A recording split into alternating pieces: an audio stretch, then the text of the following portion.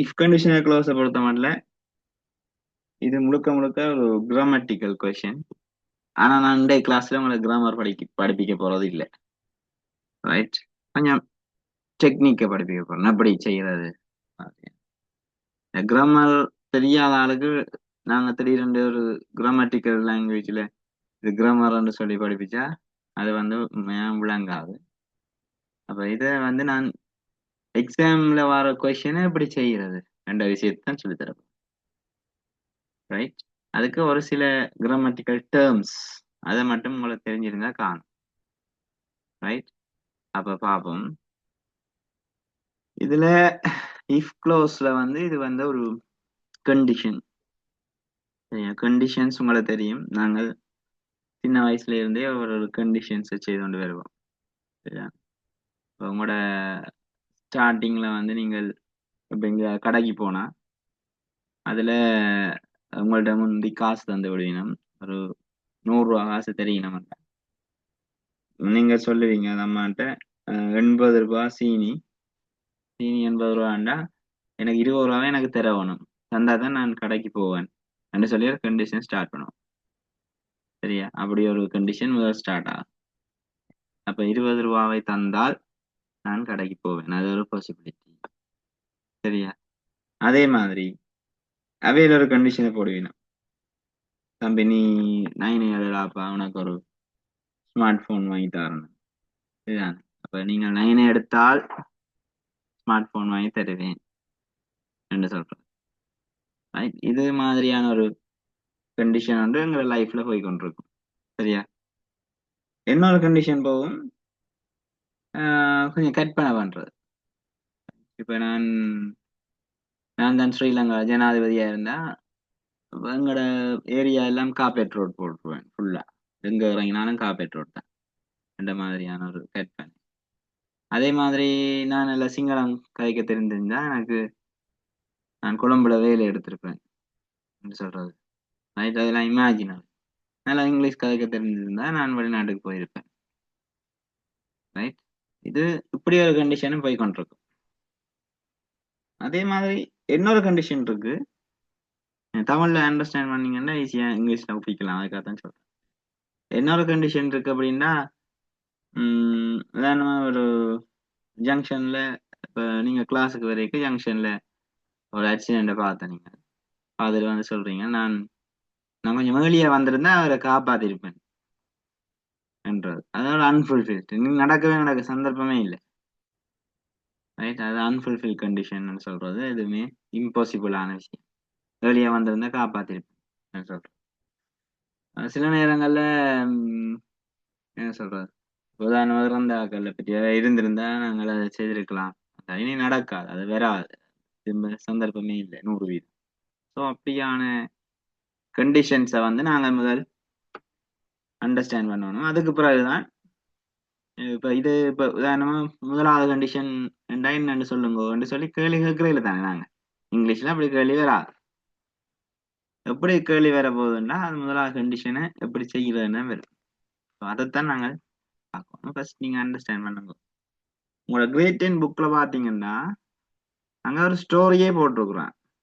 சரியா, எப்படி ஸ்டோரி, அதுல வந்து 2 பேர் ஒரு கற்பனையான தீவுக்கு போயினோம். முதலாவது பாசிபிள் இதுக்குள்ள போறேன். ரைட், பாசிபிளுக்குள்ள வந்து 2 பேரும் ஒரு தீவு, கற்பனையான தீவுக்கு போயினோம். அந்த தீவுல வந்து காசை கொடுத்து பொருளை வாங்குற இப்ப உள்ள முறைமை இல்லை, பண்டமாற்று முறை தான் இருக்கு.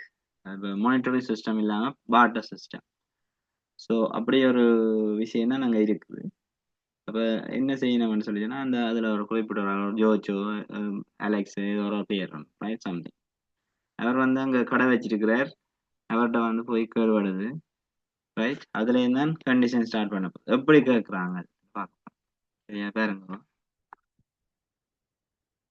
இப்படிதான் கிரேட் 10 புக்ல நீங்கள் you can verify that. Right, இப்போ நான் இந்த கேள்வியில இருந்து அங்கால போய் திரும்ப இதுக்குள்ள வேற போறேன் என்ன விளங்கப்படுத்துறதுக்கா. ரைட், கட்டாயம் கொப்பியும் பெண்ணும் இருக்கவன் கையில படுத்து கிடந்தவனு கேட்க இயலாது. இது கோயில் பிரசங்கம் மாதிரி கேட்டு இருக்க கூடாது. என்ன ரைட், வடிவா எழுதி நோட் பண்ணி நான் சொல்ற விஷயங்கள் எல்லாம் பாத்தீங்கன்னா தான் இந்த கிளாஸ் யூஸ்ஃபுல். அதர்வைஸ் நீங்கள் ஆஃப் பண்ணி போட்டு போய் படத்தை நிறுத்த விடலாம். சரியா? ரைட். இப்ப பாருங்க, டைப் 1ல உள்ள விஷயம், இந்த லியூக்கும் ஜார்ஜும் அங்க சந்திக்க போயினா. சரியா? அது மார்க்கெட் சந்திச்சுட்டு அந்த அவர் சம்பந்தப்பட்ட ஆள் வந்து ஜானோ யாரோ ஒரு பேர், ரைட்? அதுல கூட புக்ல இருக்கிற பேரை பார்த்துக்கணும். நம்ம ஜான் எப்பவுமே ஜான் ஜான் சொல்றார், if if I give you if I give you some வேர்டான a handful of grains handful of grains. சரியா? if I give you a handful of grains, I will I will give you I will give you question கேட்கலாம். if I give you if you give me ன்னு போட்டு விட்டோம்னா ஈஸியா இருக்கு. if you give me if you give me a handful of grains, I will give you 4 apples. அப்ப அந்த கற்பனையான தீவுல வந்து அவைகள் போய் கேட்ட விஷயம். சரியான நம்ம ஜோர்ஜ்ன்றத போய் அவர்கிட்ட கேட்கிறார், ஜான்கிட்ட கேட்கிறார், if I give you some grains if I give you some grains, will you give me some apples என்று கேட்கிறார். அதான் கொஸ்டின். சரியா? if I give you some grains, will you give me some apples இருக்கு. அப்ப some இப்பதானே பாட்ட system, அந்த பண்ட மாற்று முறையில வந்து ஒரு என்ன சொல்ற, ஒரு கல்குலேஷன் இருக்கவன், ஒரு கணக்கு கொண்டு இருக்கவன். அதாவது ஒரு ஃபோரோ சம்மோ அப்படி ஏதாவது ஒரு விஷயம் இருக்கவன் இல்ல என்றதானே நாங்கள் அதை ஜெனியூனா செய்யலாம் அந்த பிசினஸ். இல்லாட்டி சம் கிரைன்ஸ்னா எவ்வளவு கொடுக்குறோம், ஒரு 2-3 கிரைன்ஸ் அள்ளி கொடுத்து போட்டு 4 ஆப்பிள வாங்கி கொண்டு போயிடாது. அப்ப ஒரு ஈக்குவாலிட்டி இருக்காது, பிசினஸ் சக்சஸ் ஆகாது, ஒரு பாசிபிலிட்டி இருக்காது. ஓகே, அப்ப அதால அந்த செல்லர் என்ன செய்யறாருன்னா திரும்ப சொல்றாரு, if you give me a handful of grains ஒரு கை நிறைய கொஞ்சம் தானியங்கள் தந்தா, அந்த கை நிறையன்றது என்ன, அது ஒரு அளவு தந்தா, I will give you 4 apples. இதுல 4 apples. ரைட்? இது வந்து நீங்கள் அந்த அண்டர்ஸ்டாண்ட் பண்றதுக்கான, அந்த பண்ட மாற்று முறை என்றதை வந்து அண்டர்ஸ்டாண்ட் பண்றதுக்கான ஒரு விஷயத்தை சொல்றேன். a handful of grains, 4 apples. அண்டா அவர் கண்டிஷனுக்கு வாரேன். எப்படி கண்டிஷனுக்கு வாரேன், நீ எனக்கு கை நிறைய தானியம் தந்தா நான் உனக்கு 4 ஆப்பிள் தருவேன். சரியா? அப்ப டைப் 1 என்று என்னத்தை காட்டுதுண்டா, வடிவா கவனிக்கணும் பிள்ளைகள். ரைட்? டைப் 1 வந்து எங்களுக்கு பாசிபிலிட்டியை காட்டும். பாசிபிள் ஆக்ஷன் ஓ சிச்சுவேஷனா இருக்கு. Possible action. ரைட்? இப்பவும் நான் தியரியை தான் விளங்கப்படுத்தி இருக்கிறேன். இனித்தான் கிராமருக்குள்ள போக போறேன். கவனம் பாருங்க. இதுல first we should understand the verb. verb பாருங்க, இதுதான் verb. இது verb. இது பாருங்க, இது will giveன்றதும் verb. very important. Right?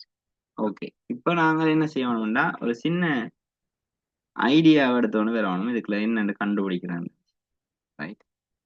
எங்களுக்கு வேர்போட ஃபார்ம்ஸ்ன்னு சொல்லி கொஞ்சம் விஷயம் இருக்கு. ஒன்று கிவன் ஒரு வேர்ப் எடுத்துக்கொண்டோம்னா கிவ், கேவ், கிவன் இருக்கு. அடுத்தது கிவிங், கிவிங். எல்லா வேர்புக்கும் இப்படியான வேர்ப் ஃபார்ம்ஸ் இருக்கும். ரைட்?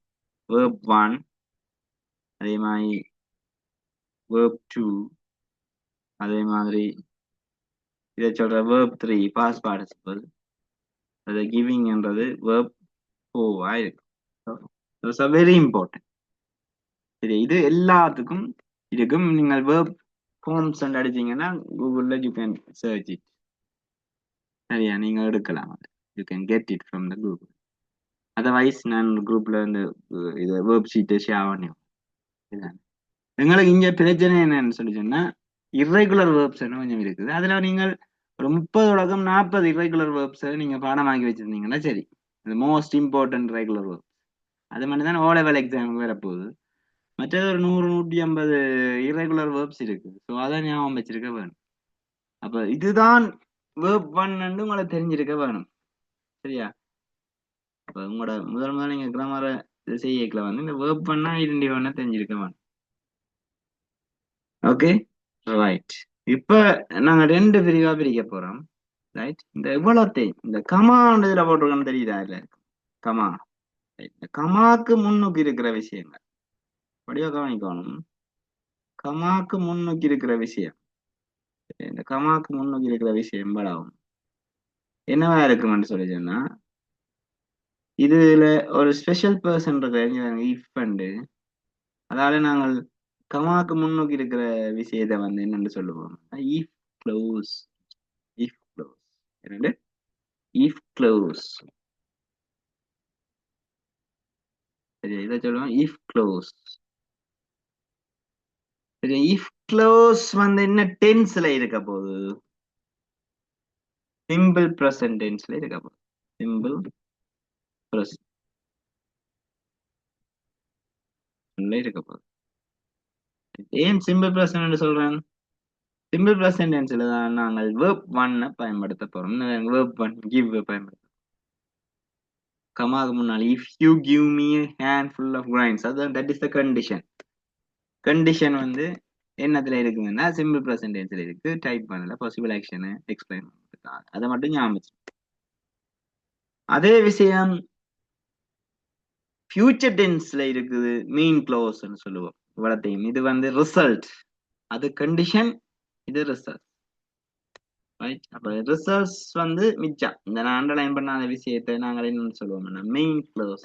மெயின் க்ளோஸ் ஞாபகம் வச்சிருக்க வேணும். மெயின் க்ளோஸ் என்ன டென்ஸ்ல இருக்கும்? சிம்பிள் ஃபியூச்சர்ல இருக்கு. சரியா, அப்ப தட்ஸ் வெரி இம்பார்ட்டன்ட். இதுதான் உங்களுக்கு எக்ஸாம்ல கேட்க போறேன். ஒன்றுல இஞ்சால பக்கம் பிளாங்க் தந்து போட்டு இங்கால விஷயத்தை தருவான், அல்லது இங்கால பிளாங்க் தந்தா இங்கால விஷயத்தை தருவான். அப்ப நீங்க என்ன செய்யணும்? பிளாங்குக்கு ஆப்போசிட்ல பார்க்க வேணும். பிளாங்க் எங்க இருக்குன்னு பார்த்துட்டு எதிர்பக்கம் என்ன தந்திருக்கிறான்னு பார்க்கும். சரியா, தந்தா அதுக்கேற்ற மாதிரி நீங்கள் இதை வச்சு. ஓகே, அவ்வளோ. வெரி வெரி வெரி இம்பார்ட்டன்டான விஷயம். ஓகே ரைட், இது பாசிபிள் ஆக்ஷனை குறைக்கிற விஷயம். ஸோ இதுக்குரிய சின்ன ஃபார்மேட் ஒன்று நான் போட போறேன், உங்களுக்கு ஈஸியா இருக்கு. இஃபோட சப்ஜெக்ட் வருது, வேர்போட பேஸ் ஃபார்ம் அதான் வேர்ப் பண்ணு போடணும். ஆப்ஜெக்ட் வரும், ஆரண்டு போடலாம். ரெஸ்ட் ஆஃப் த சென்டென்ஸ் மேலதிக வாக்கியங்கள் ஏதாவது நீங்க போடலாம். அதுல ஒரு கமா, திரும்ப சப்ஜெக்ட் வருவார். வில் அல்லது ஷேல் அல்லது மே அல்லது கேன், இதெல்லாம் போறோம்னா எல்லாம் சிமிலர் மீனிங். மொடல்ஸ் எல்லாத்தையும் நாங்கள் can verb one plus object plus or இப்படி வரும். இது ஃபுல் ஃபார்மேட் ஒன்று எழுதியாது. இப்படி ஒரு ஃபார்மேட் எழுதி போட்டு நீங்கள் இதுலயும் அதுல விளங்காதாக்கள் இதுல போடலாம் ஈஸியா. ரைட், இப்படி ஒரு விஷயத்த நீங்க போடுவாங்க. இவ்வளவும் என்ன க்ளோஸ், இவ்வளவும் என்ன close. Right, that's very important. Okay, ஒன்றுல இந்த வில் ஷேல் கேன் மீல பிளாங்க் வரலாம், கேன் மீ வேர்ப் ஒன்ல பிளாங்க் வரலாம், இல்லை இந்தியாவில் பிளாங்க் வரலாம். ப்ராக்கெட்ல தருவா, ப்ராக்கெட்ல என்ன வேர்ப்ன்றதை தருவா. சரியா, இதுல நீங்கள் கிரேட் 10 புக்ல இருக்கிற டைப் பண்ணக்கூடிய இதை செய்து பார்க்கலாம். அதை நீங்க அது உங்களுக்கு ஹோம்ஒர்க் இப்பவே நான் சொல்றேன். கிரேட் 10ல இருக்கிற ஃபியூச்சர் ஒரு பாடம் இருக்கு, கடைசி பாடம். ஃபியூச்சர் பாடத்துல இஃப் கண்டிஷனல் க்ளோஸ் இருக்கு. சரி, கிரேட் 10 புக்ல எடுத்து பாருங்க. அதுல நீங்கள் டைப் பண்ணக்கூடிய 5 கேள்வி இருக்கு. அதை செய்து நீங்க எனக்கு அனுப்பணும் வாட்ஸ்அப். இது டைப் பண்ணக்கூடிய விளக்கம். அப்ப நீங்கள் ஒன்றுல இந்த கமாக்கு முன்னால பிளாங்க் வந்ததுன்னா நீங்க எதிர்பக்கம் வில் இருக்குதானே பாருங்க. பாத்தீங்கன்னா நீங்க இங்க வேர்ப் பண்ண போனோம். இங்க வேர்ப் பண்ண தந்து போட்டு அங்கால பிளாங்க் தந்தான்னா பிராக்கெட்ல ஏதாவது கிவ் ஏதோ ஒன்று தருவாங்கன்னா வில் கிவ் அல்லது வில் கெட் வில் கோ நீங்க போடலாம். சரியா, இது டைப் பண்ணக்கூடிய விஷயம். சரியா, எல்லாமே தருவாங்க பிள்ளைகள். நீங்க சரியா செய்வீங்கன்னா சரி, எக்ஸாம் இப்ப சாலான்னு தருவாங்க. Okay right. இப்ப நாங்க என்ன செய்யப்போம், இப்ப உதாரணத்துக்கு கூடாத ஒரு ஃபார்மேட்டை பார்த்துனாங்க. இப்ப நாங்க டைப் 2க்குள்ள போக போறோம். சரியா, டைப் 2. சரியா, வெரி இம்பார்ட்டன்ட். இந்த சின்ன சின்ன நோட்ஸ் எழுதுவீங்க, இதெல்லாம் ஷார்ட் நோட்ஸ். டைப் 2 ஒரே பார்வையில பார்க்க. இமேஜினரி சிச்சுவேஷன் அல்லது இமேஜினபிள் ஆக்ஷன் சொல்லலாம். சரி, இமேஜினரி ஆக்ஷன். இது கற்பனை, யாவும் கற்பனையே. இங்க வந்து எதுவுமே நடக்க போறது இல்லை. சரிதானே, இப்படி இருந்தா இப்படி செய்திருக்கலாம். இப்ப நாங்கள் எக்ஸாம் படிக்காம ரிசல்ட்ஸ் வந்தா என்ன சொல்லுவோம், மேடம் படிச்சிருந்தா பாஸ் பண்ணிருக்கலாம். அதான் அப்படியான கண்டிஷன். சரி, அப்ப ஒரு இமேஜினரி ஆக்ஷன், ரைட், கற்பனை பண்றோம். Right, okay. ஸோ டைப் 2 என்ன சொல்ல போகுதுன்னா, நான் அந்த புக்ல இருக்கிற அதே கதைக்கு வாரேன். வரைக்கும் அங்க மிஸ்டர் லீவ்க்கு இருக்கிறாரானுங்க. அவர் வந்து என்ன செய்யறாரு, ஒரு பெரிய மாடொன்ன கொண்டு போறேன், ஒரு பசு மாடொன்ன கொண்டு போய் அங்க ஜோர்ஜ் என்றவர் இருக்கிறார். ஜோர்ஜ் சொல்றார், தம்பி இங்க மாட்டை வச்சுக்கொண்டு கொஞ்சம் தேன் தருவீங்க. அப்ப அதான், if I give this cow will you give me some honey என்று கேட்கிறேன். கேட்டா அவன் தலையை சொரிஞ்சிட்டு சொல்லுவான், போல பெரிய மாட்டுக்கு என்ன இந்த ஈக்குவலா என்ன தேன் தாரது நான் நடக்குமா கற்பனை. அப்ப திரும்ப இன்னொரு கண்டிஷனை கொடுக்குறாரு, கொஞ்சம் ஒரு கோழி குஞ்சோ அல்லது ஏதாவது ஒன்று சின்ன தாடாப்பா, அதுக்கேற்ற மாதிரி நான் தேன் தரலாம். அப்ப if you had a chicken, அவர் சொல்றாரு, if you had a chicken I will give you some honey for that. நான் உனக்கு ஹனி கொஞ்சம் தருவேன், இதுக்கு சிக்கன் கோழி குஞ்சுக்கு ஏதாவது தரக்கூடிய மாதிரி இருக்கு. அப்படி ஒரு கண்டிஷனை கொடுக்குறாரு. அப்ப இவர் திரும்ப சொல்றார், if I had a chicken I would give it to you. என்னட்ட கோழி குஞ்சு இருந்திருந்தா நான் தந்திருப்பேன். இருக்கா, கொடுத்தவரா? பாரு கண்டிஷனை பாரு, இப்படிதான் இருக்கும் இமேஜினரி கண்டிஷன். இருந்திருந்தா தந்திருப்பேன். ரைட். அப்ப இங்க உங்களுக்கு ஒரு குழப்பத்துக்குரிய விஷயம் ஒன்று வரும், அதெல்லாம் சொல்ல போறேன் என்னென்னு. If I had a chicken, if I had a chicken, if I had a chicken, comma comma I would give it to you. I would give it to you. இது வித்தியாசம். சரியா, I would give it to you என்ற வித்தியாசம். இது முதலாவது டைப்பை விட வித்தியாசமா இருக்குல்ல. எங்கட ஆக்களுக்கு ஒரு பழக்கம் இருக்கு. சரியா, அந்த பழக்கம் ஒரு மார்க்ஸை குறைக்கிறதுக்குரிய பழக்கம். சரியா, எங்கட ஆக்கள் என்ன செய்வினம்னா, ஹேவ் அல்லது ஹேஸோ அல்லது ஹேடோ இருந்தா அது பெர்ஃபெக்ட் டென்ஸ் நினைக்கிறது. உடனே அப்படி ஒரு தோடணும் போகணும், இது பெர்ஃபெக்ட் டென்ஸ். சரியா, அப்ப இங்க ஹேட் இருக்கு, ஓ இது பெர்ஃபெக்ட் டென்ஸ் போல இருக்குன்னு அரைவாசி இப்ப யோசிச்சுட்டு இருக்கும். தம்பி அப்படி இல்ல, இங்க பாருங்க, ஹேவுக்கு 2 மீனிங் இருக்கம்மா. சரியா, ஹேவ் அல்லது ஹேஸ். சரியா, அதுக்குரிய வேர்ப் 2 வந்து ஹேட், வேர்ப் 3 வந்து ஹேட். அடுத்தது ஹேவிங். இது வந்து மெயின் வேர்பா வரும்.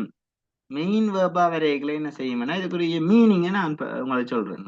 நான் அடிக்கடி சொல்றேன், நான் இந்த கிளாஸ்ல அடிக்கடி சொல்றேன். நான் என்னன்னா, இதுவெல்லாம் கொண்டு வைப்பான் ட்விஸ்ட் வச்சுவிட எங்கடாக்கள் என்ன செய்யற டக்கான அது பெர்ஃபெக்ட் டென்ஸ் இல்ல வேர்ப் 3 காணலன்னு யோசிக்கும். அதுக்கு சின்ன ஐடியா சொல்லித்தரேன், வடிவா கேளுங்க.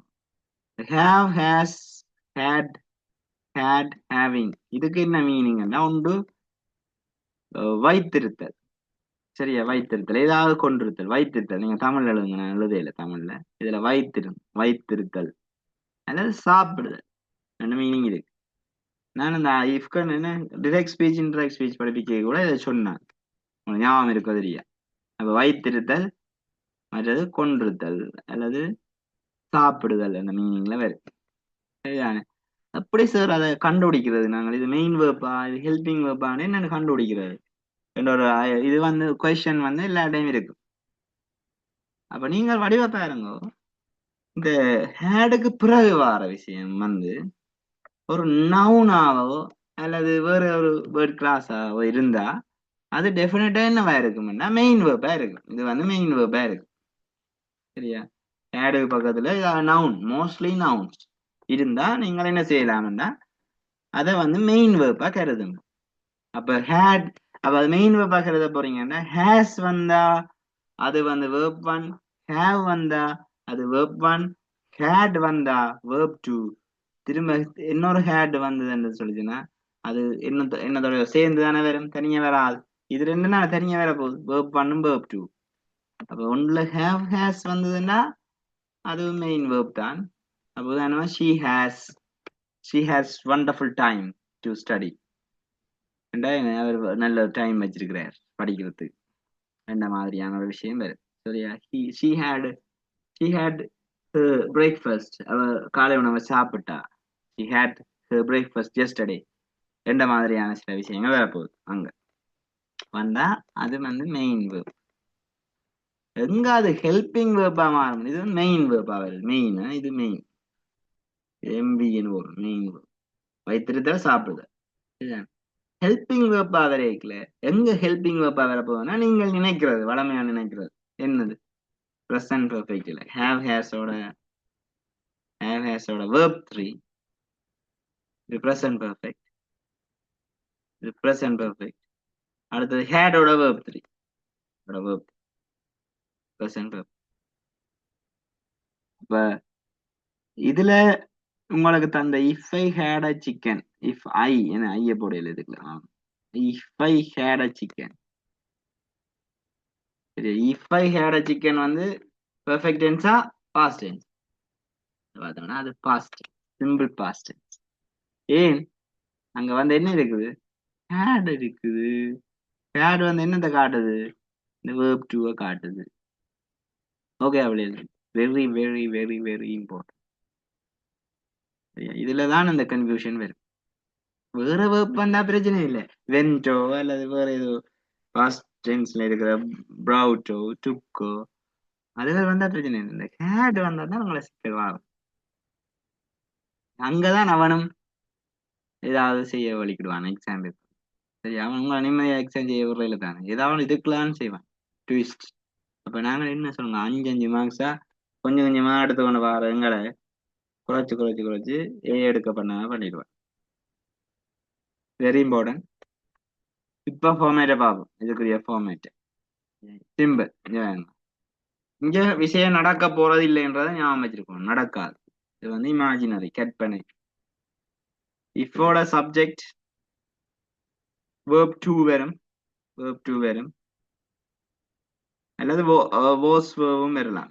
அந்த அங்க ஆமிசாம் வரலாம், அதை நான் சொல்லல, நீங்கள் ஞாபகப்படுத்திக்கணும். பொதுவாக நாங்கள் ஆமிசா அங்க போடுறேன், வாஸ் அல்லது வேர்ப் போடுவோம். பிளஸ் இங்க வாஸ் வேர்போட உங்களுக்கு கன்ஃபியூஸ் ஆயிரும், தனியா எழுதுறேன். சரியா,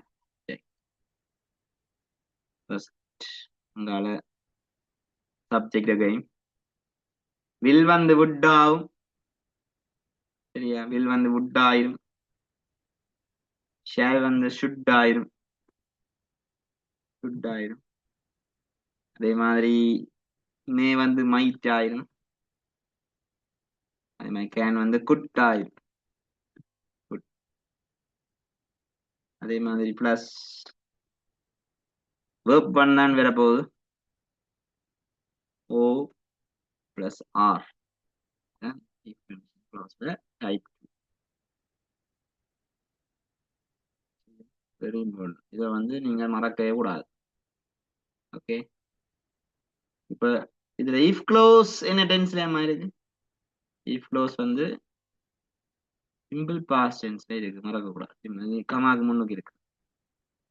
மெயின் க்ளாஸ் வந்து மாடல்ஸோட சேர்ந்து வருது. ஏன் மாடல்ஸோட சேர்ந்து வருதுன்னா இது நடக்காதானே. இது வந்து ஒரு பாஸ்ட் டென்ஸ்ல நடந்திருக்கும் நினைக்கிற ஒரு விஷயமா இருக்கு. சரியா? இப்ப உதாரணமா I will speak English, I would speak இங்கிலீஷுக்கு ரெண்டு உதாரணம் சொல்றேன். ரெண்டுக்கும் என்ன வித்தியாசம்? நாங்க ஸ்போக்கன்லயும் இந்த பிள்ளைய விடுறோம் அடிக்க. ஐ வுட் ஸ்பீக் இங்கிலீஷ்னா ஒரு எக்ஸாம்பிள் சொல்றேன் உங்களுக்கு. இப்ப நான் சொல்றேன், in the next class there will be a foreign speaker will handle the class என்று சொல்றேன். அப்ப அங்க one of the students said, don't worry sir, we will speak in English என்று சொல்றேன். So otherwise I will speak in English, நான் வந்து கதைப்பேன், இங்கிலீஷ்ல கதைப்பேன் என்று சொல்றேன். ஒரு ஸ்டூடெண்ட் வந்து சொல்றேன் I will speak in English என்று சொல்லிட்டேன். ஓகே தம்பி கட்டிக்காரன், நான் போயிட்டேன். அடுத்த நாள் கிளாஸுக்கு ஃபாரின் ஸ்பீக்கர் வாரேர், அதான் ஃபாரின் லெக்சரர் வாரேர். வேற என்ன நடக்குதுன்னா, இந்த தம்பி கதைப்பேன்னு சொன்ன தம்பி வாயை திறக்கவே இல்லை கடைசி வரைக்கும். ரைட்?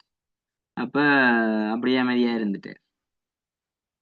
ரைட்? அப்ப திரும்ப நான் அடுத்த நாள் பிறகு வாரன் வந்து, தம்பி என்னடா அப்ப வந்து கதைச்சனியா என்று கேட்க, ஐ வுட் ஸ்பீக் இன் இங்கிலீஷ் என்று சொல்லுவேன். என்ன நான் கதைச்சிருப்பேன், ஆனா கதை கேட்க. அதான் விஷயம். நெகட்டிவே சொல்ல மாட்டான் வெள்ளக்காரன். சரியா? அப்ப அந்த மாதிரியான ஒரு விஷயம் ஐ வுட் ஸ்பீக் இன் இங்கிலீஷ்னா என்ன, நான் கதைச்சிருப்பேன், ஆனா அங்க விஷயம் நடந்ததோ, சம்பவம் நடந்ததா இல்லை. அப்படியான விஷயங்களை தான் நாங்கள் இதுக்குள்ள வந்து கனெக்ட் பண்ண போறோம். இஃப் க்ளோஸ் இது. அப்ப என்னோட கோழி குஞ்சு இருந்திருந்தா நான் உனக்கு தந்திருப்பேன். கோழி குஞ்சும் இல்லை, தரவும் இல்லை, இமேஜினரி. ஓகேயா? சோ அப்படியான விஷயங்களை தான் நீங்க ஞாபகம் வச்சிருக்க வேணும்.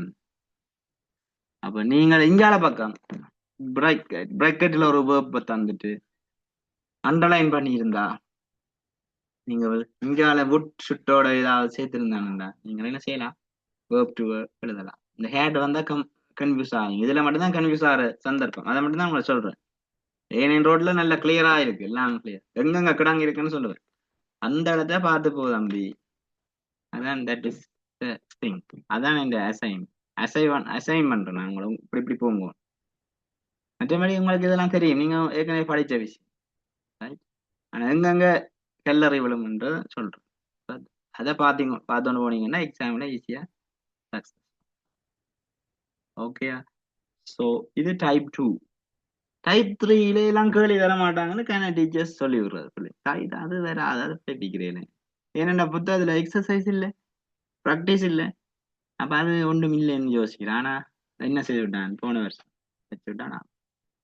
சரியா? எல்லாருக்கும் அப்படி சொன்னாக்கள் எல்லாருக்கும் பிள்ளை.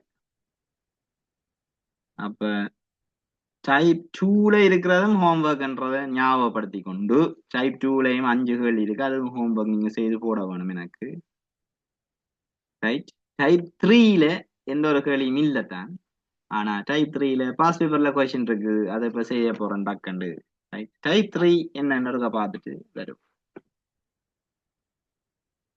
டைப் 3 வந்து அன்ஃபுல்ஃபில்ட் அல்லது இம்பாசிபிள் ஆக்ஷன் சொல்லி நடக்கவே நடக்காது. டைப் 3 வந்து நடக்கவே நடக்காது. Impossible action. Impossible action. சரி, இம்பாசிபிள் ஆக்ஷன் வந்து டக்குன்னு நோட் பண்ணுங்க. நாங்க கேள்வி செய்து முடிச்சு தான் போறது இன்றைக்கா. பாஸ் பேப்பர் கேள்வி டக்குன்னு செய்து. ஸோ டைப் 3ல இம்பாசிபிள் ஆக்ஷன் எப்படி வருதுன்னா, அவர் வைஃபுக்கு வந்து சொல்றாரு, நம்மட லியூக் இருக்கிற மாட்டக்கூடியன்னு போனேன், அதான் புத்தகத்துல இருக்கிற விஷயம். அவர் வந்து வைஃபுக்கு சொல்றாரு, என்னட்ட கொஞ்சம் சின்னனா இருந்திருந்தா அந்த தேனை வாங்கி வந்திருப்பேன் சொல்றேன். அது பசுவை நான் எனக்கு கொடுக்க விருப்பம் இல்லை, அதனால நான் வந்துட்டேன். அப்ப என்ன மாதிரி சொல்றாருன்னா, if I had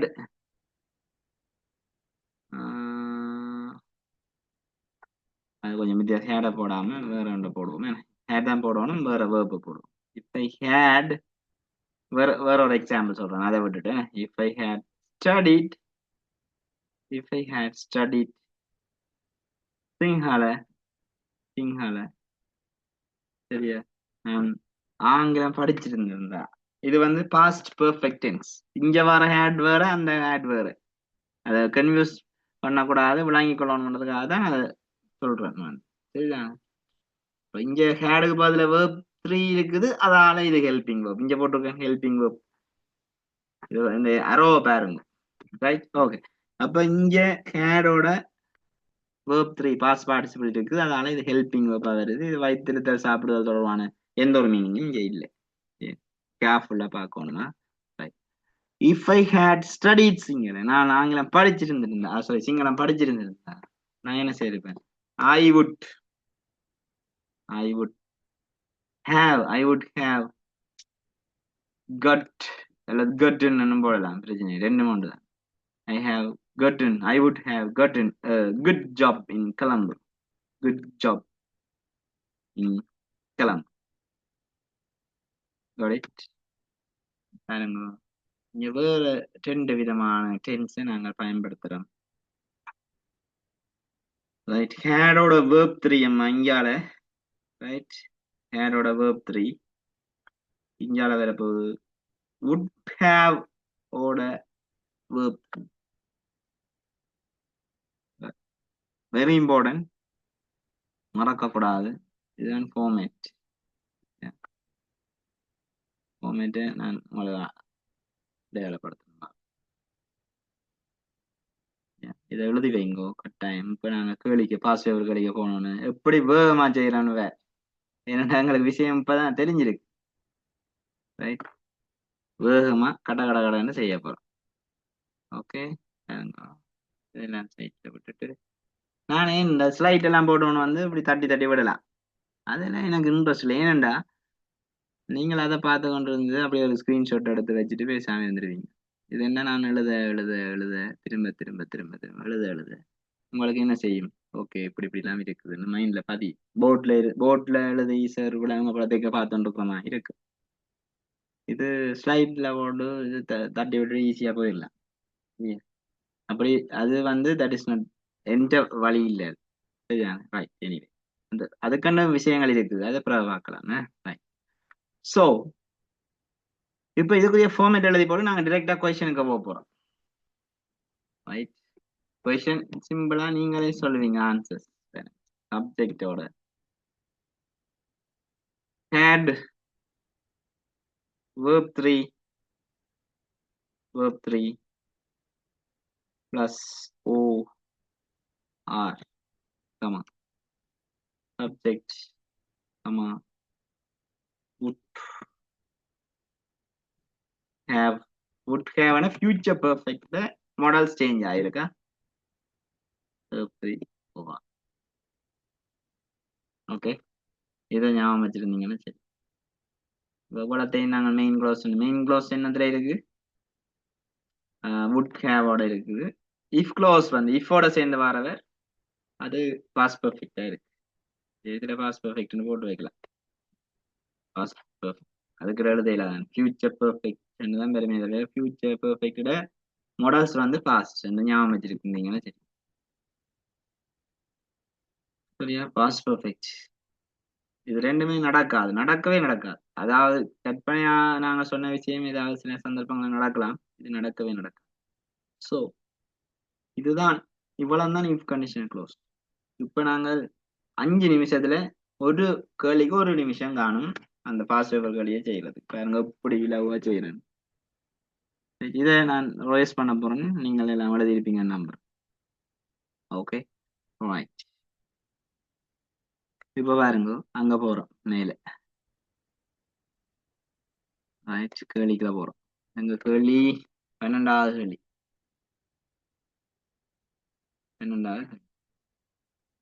இப்ப இந்த கேள்வியை செய்யறது முன்னாடி நீங்க ரஃப் சீட் ஒன்று வாங்கலாம் அங்க எக்ஸாம் ஹால்ல. வாங்கி போட்டு என்ன செய்யறது, இப்படி போட்டு வைக்கும். எங்களுக்கு how many types we have? 1 2 3 types. Right, முதலாவது டைப்ல வந்து என்ன செய்ய போறோம்? மேலே ஒரு ஹெடிங் போட போறோம்.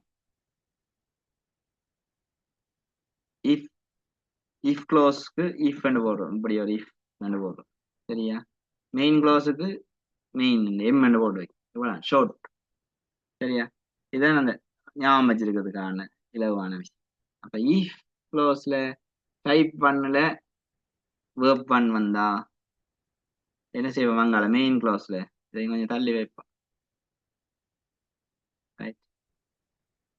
மெயின் க்ளோஸ்ல வில்லோட வேர்ப் ஒன் ஞாபகம் வச்சிருக்கு. இதுதான் இந்த ரீகால் பண்றது.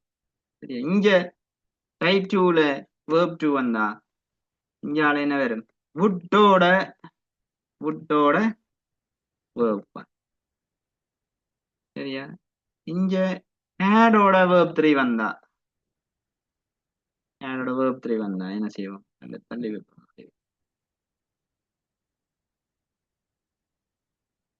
Okay right. இதெல்லாம் மெயின் க்ளோஸ் அம்மா. அப்ப இங்க would have verb 3 மாறும். இப்படி ஒரு விஷயத்தை நீங்க போடுங்க. இப்பயும் கொப்பியில போட்டு வைங்க. என்ன நாங்கள் இப்ப நோட்ஸ் படிச்சபடியா எங்களுக்கு அந்த ஃப்ரெஷ் மைண்ட் இருக்கும், மறந்துட மாட்டோம். இது நாங்கள் ரீகால் பண்ணணும், எல்லாத்தையும் மைண்ட்ல வச்சிருக்கல வேணும். அப்ப இத நாங்கள் ஞாபகப்படுத்துறதுக்காக இப்படி ஒன்று எழுதினா பிசகாது, ஒரு நாளும் மிஸ் ஆகும். ரெண்டு க்ளோஸ், இது மேல இஃப் க்ளோஸ், இது மெயின் க்ளோஸ். மெயின் என்று எழுதினாலும் ஓகே தான். சரியா? மெயின் என்று எழுதுவேன். எம் என்ற அப்புறம் அது எம்முக்கு என்ன மீனிங் ஒன்று தேடிக்கொண்டிருப்போம். இல்லை எல்லாம் இலவுபடுத்தியாச்சு. இவ்வளவுதான் இப்ப கேள்விகளை வரப்போகுது. அப்படி இப்ப பார்ப்போம். இதை வச்சுக்கொண்டு நான் இங்க கேள்விகளை மூவ் பண்ண போறேன். சரியா? எங்கால பக்கம் பிளாங்க் என்று பார்க்குறது. இந்த கமா சில நேரம் இஃப் வந்து முன்னுக்கு வரும், பின்னுக்கு மெயின் வரும். மெயின் முன்னுக்கு வந்து இஃப் பின்னுக்கும் வாரது, மாறியும் வரும். சரி, அதுல இன்னொரு விஷயத்தை சொல்ல மறந்துட்டேன். என்னன்னா இது அதாவது இந்த இஃப் கண்டிஷனல் டைப் 2 இருக்குதா, நம்ம அதுல எந்த சப்ஜெக்ட் வந்தாலும் நாங்கள் வேர்வை போடலாம். வே என்ற ஒரு விஷயத்தை போடலாம். இப்ப ஐக்கு வோஸ் தான், ஷீக்கு வோஸ் தான் போடணும்னு அவசியம் இல்லை. எல்லாத்துக்கும் வேர்வை போடலாம். அதே ஞாபகம் வச்சிருக்கோம். ஏன்னா சில நேரங்கள்ல வே என்ற ஒரு விஷயம் இங்க அது வரைக்கும் யூ வில் கன்ஃபியூஸ். அப்ப அதே ஞாபகம் வச்சிருக்க வேணும். Okay right. அப்ப எல்லாத்தையும் ஞாபகம் வச்சுக்கோ. இப்ப கேள்விக்கிறாங்க நிலவாச்சு. இப்ப நான் உங்களை அன்மியூட் பண்ண போறேன். சரியா? நீங்கள் என்ன செய்ய போறீங்கன்னா, if you can tell me the answer.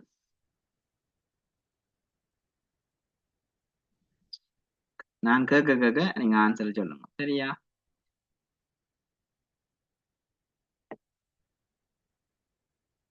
பாருங்க, எரிஞ்ச தெளிவா சொல்லுங்க. ஒரு நிமிஷம். கேட்கல அன்மியூட் பண்ணி சொல்லணும். சரியா? உங்களுக்கு தெளிவா தெரியும் நினைக்கிறேன். ஓகே, வடிவா பாருங்க.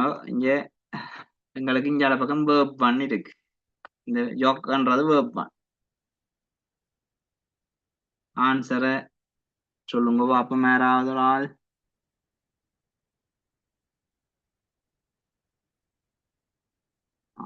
டென். சொல்லுங்க ஒரு ஆள் சொல்ல வந்து வில்லோஸ். வில்லோஸ் என்றது சரியான விட.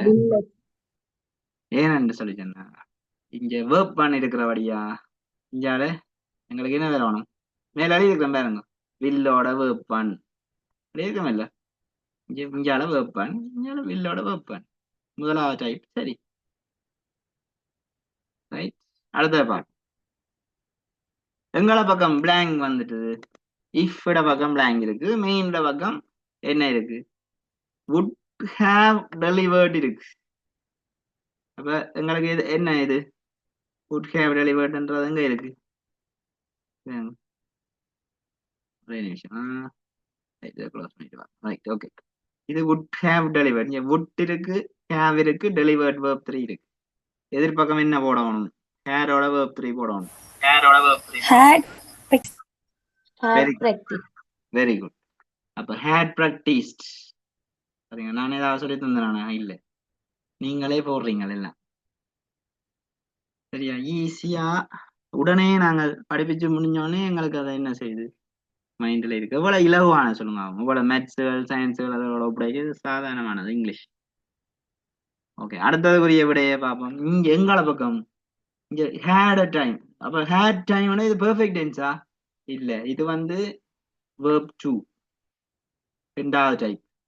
எனவே இதை பெர்ஃபெக்ட் டென்ஸ் நான் உங்களுக்கு சொல்லித்தான் தானே விளக்கம். இப்ப நீங்களே இனி அந்த பிள்ளையை விட மாட்டீங்க. சரிதானே? கனாசா ஸ்டூடெண்ட்ஸ் விட மாட்டாங்க நீ அந்த பிள்ளையை. ரெண்டாவது verb 2 அவனுக்கு தெரியும். அப்ப என்ன ஆன்சர் அம்மா இதுக்கு? Good go. Very good, very very good. Good கோன்றது ஆன்சர். ரைட். ஓகே, இங்க ஒரு நியூ திங் நான் உங்களை இன்ட்ரோடியூஸ் பண்ண போறேன். அன்லெஸ். அன்லெஸ்ண்டா என்ன? எல்லாம் இஃப் க்ளோஸ்ல செய்தோன்னு வந்தவங்க ஏடா ஒரு இஃபையும் காணையில இங்க என்ன தேட வலிக்கிடக்கூடா நீங்கள். ரைட். அப்ப இங்க வடிவாக்க நீங்க பிள்ளைகள் அன்லெஸ் என்ன அர்த்தம்டா, இஃபோட சேர்ந்த ஒரு விஷயம்தான். அவருக்கு வேற பேர். அவருக்கு பேர் வந்து இஃப் நாட். இஃப் நாட்டுக்கு பதிலா தான் நாங்கள் யார போடுறோம்? இந்த அன்லெஸ் போடுறோம். அப்ப நீங்க எழுதி வைங்க இஃப் நாட். அப்ப உதாரணம் அப்படி தந்திருக்கணும் அவன். If not you study hard தந்திருக்கவன். அவன் வந்து என்ன செய்திருக்கிறான்? அன்லெஸ் உனக்கு தெரியுமா? பாருங்க, ஒரு சின்ன கேள்வியை செய்யறதுக்கு எப்பொழுத படிக்க வேண்டியதா இருக்கு நாங்க. அப்ப அவன் செக் பண்றான், உனக்கு அன்லெஸ் வேர்ட் தெரியுமா? இனி இனி தெரியும். தெரியாத தெரியும், ஏற்கனவே தெரிஞ்சாங்களோ ஓகே நோ ப்ராப்ளம். தெரியாத இனி என்ன தெரியும்? Unless if not. கரெக்ட். அப்ப இஃப் நாட்னா இஃப் இருக்குது இங்கால. அப்ப எந்த பக்கம் பிளாங்க்? இஃப் க்ளோஸ்ல பக்கம் பிளாங்க் இல்ல. இங்க கமாக்கு முன்னால பிளாங்க் இல்ல. ரைட். ஆனா எங்களுக்கு என்ன வந்திருக்கம்மா? இங்க verb 1 வந்திருக்கு. சரி, அதுல தெளிவா இருக்கணும். இது verb 1 முதலாவது டைப். அப்ப now tell me the answer. Won't pass. Very good. Won't pass is the correct answer. ஏனண்டா won't என்றாலும் சில பேருக்கு தெரியாம இருந்துச்சு பாவங்க. ஏன்னா won't என்றாலும் சில பேருக்கு தெரியாது. இது நெகட்டிவ். என்னத்துல negative? will plus not short form, அதாவது கண்ட்ராக்டட் ஃபார்ம் தான் won't. நான் கிரேட் 7 படிச்சிருப்பேன். will plus not want. So நாங்கள் வாண்ட் ப்ரொனவுன்ஸ் பண்ணிக்கல வந்து அது WANT மாதிரி எங்களுக்கு விளங்கும். ஆனால் இது வந்து வாண்ட் என்ன WON அப்போஸ்ட்ரோஃபி T பாஸ். அப்போ வில் நாட்னா வரணும். அப்போ இங்கே வேர்பன் வந்தபடியா நாட் வேர்பன் வந்திருக்கு. அன்லெஸ் வந்தபடியா நாட் வேர்பன் வந்தபடியா நாங்கள் வாண்ட் என்று போடுறோம். இப்போ இது அல்லதுன்னு நாங்கள் போட்டு இதில் வாண்ட் வேர்பன்னும் வரலாம். அதே மாதிரி வுடன்ட் வேர்பன்னும் வரலாம். வுடன் ஹேவ் வேர்பன்னும் வரலாம். நெகட்டிவ் எங்கேனாலும் வரலாம். அதே மாதிரி பசிவாகவும் மாறி வரும். அது பிரச்சனை இல்லை. சரியா? நீங்க ஹோம்ஒர்க் செய்யக்கலாம், அதை ரியலைஸ் பண்ணுவீங்க. பசிவாகவும் மாறி வரும். Be careful. நீங்க 4 களையும் பிரில்லியண்டா வடிவா செய்வீங்க. சூப்பர். 5வது கேள்விக்குரிய விடையே நான் எந்த இஃப் க்ளோஸோ மெயின் க்ளோஸோ ஒண்ணுமே சொல்லல. நீங்க எல்லாம் ஆன்சர் சொல்ல போறீங்க. சொல்லுங்க. Very good. இலவா நீங்க பிடிச்சிட்டீங்க ஹேட். ஏனண்டா இங்க வுட் வாட்சை கண்டுட்டீங்க. சரியா? வுட் வாட்ச் அங்கே இருக்கு 2வது டைப். இப்ப 2வது டைப் வுட் வாட்ச் என்னபடியா கட்டாயம் என்ன வரும்? ஹேட் தான் வரும். என்ன பேர் யோசிக்கிறது என்ன கம்மன்டா ஹேஸ்ல வரும்னு எந்த ஒரு நாலேஜும் எவ்வளவு படிச்சிருந்தாலும் நாலேஜும் இல்லாம டக்கான தட்டி போட்டு போயிடுவாங்க. அது பிள்ளையா? அப்படியெல்லாம் செய்யாதீங்க. இப்ப உங்களுக்கு தெரியும், இங்கிலீஷ் படிவா தெரியும், உங்களுக்கு கேள்வி செய்ய தெரியும். பிளவிடாம நீட்டா இப்படியெல்லாம் ஐடியா பண்ணி செய்வீங்களா? இந்த இதை போனோன்னு இஃப் க்ளோஸ் கேள்வியே நீங்க கண்டுட்டீங்கண்டா உங்களோட பேப்பர்ல இதை போடுங்க. இதை எழுதி வச்சிருப்பீங்கன்னு நினைக்கிறேன். இதே டக்குன்னு போடுங்க. போட்டா என்ன செய்யும்? ஒரு நாளும் பிசகாது, மாறாது, வடிவா செய்யும். Got it? இன்றைய வகுப்பு நாங்கள் என்ன செய்திருக்கிறோம்? இஃப் கண்டிஷன் க்ளோஸ வடிவா அலசி ஆராய்ஞ்சிருக்கிறோம். எந்த டவுட்னாலும் எனக்கு வாட்ஸ்அப் பண்ணுங்க, நான் உடனே கிளியர் பண்ணி தருவேன். சரியா? ஆனா இப்ப தொடர்ந்து இஃப் க்ளோஸ போட வலிக்கிட்டபடியா என்ன செய்வாங்கன்னா தொடர்ந்து போட வலிக்குவான். நாங்கள் அதுல மார்க்ஸ எடுக்க விடுறதுல எங்களுக்கு எந்த ஒரு சிந்தனையும் இல்லை. உடனடியா எங்களுக்கு அதுக்குரிய புள்ளிகள் வேணும் என்றா அடம் பிடிச்சு எடுக்கணும் நாங்க. ஓகே. அப்ப டெஸ்ட் 12 அல்லது டெஸ்ட் 10ல இப்படியான கேள்விகளை அப்ப doubts, clarifications, you can send me through the WhatsApp. I'll clear it. Okay, தொடர்ந்து பேசுவோம் புதன்கிழமை. Bye bye, take care.